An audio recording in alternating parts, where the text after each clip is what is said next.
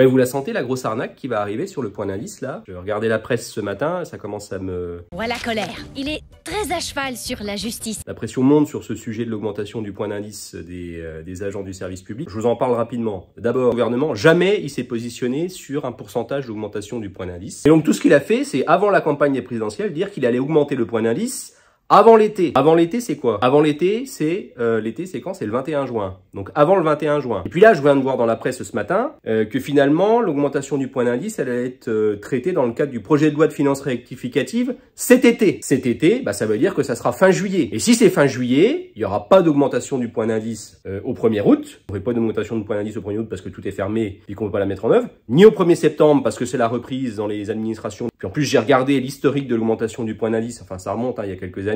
Jamais il y a eu d'augmentation du point d'indice en août ou en septembre. Donc ça sera octobre. Donc on va encore se faire bananer pendant 4 mois. Ça devait être en juin, l'augmentation du point d'indice. Et puis ça sera pas avant octobre. Donc le gouvernement temporise encore pour nous grappiller 4 mois sans nous augmenter nos salaires. Donc ça, c'est insupportable.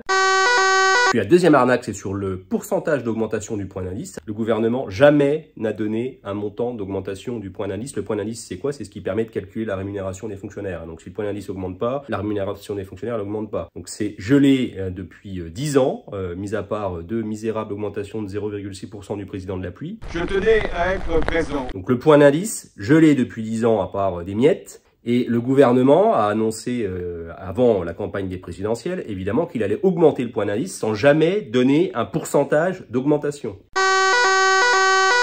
Vous avez vu que certains se sont positionnés, dont mon organisation syndicale, l'UNSA, au niveau national, pour demander 10% d'augmentation du point d'indice. 10%. Et nous demandons, nous, à l'UNSA, 10%. Hein, ça fait 1% par an d'augmentation, ça fait 10 ans que le point d'indice est gelé. Jamais le gouvernement n'a donné de pourcentage d'augmentation du point d'indice. On demande 10%, jamais il s'est positionné. Il aurait pu se positionner, je sais pas, à 8%, 8,5%.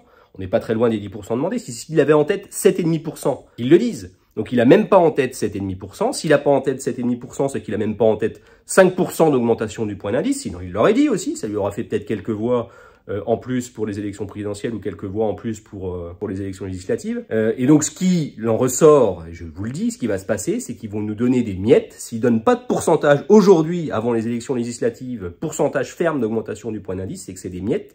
Donc, c'est que ça va encore être 1 à 2% d'augmentation du point d'indice. Donc ça, c'est juste pas possible. Si vous êtes comme moi révolté par cette situation, et puis si vous voulez donner du poids à nos revendications, si vous voulez nous aider, ben, ce qu'il faut faire, c'est signer la pétition qui est en lien dans cette vidéo pour nous donner de la force, pour que le gouvernement se positionne clairement sur une date de mise en œuvre de l'augmentation du point d'indice et sur un pourcentage d'augmentation du point d'indice.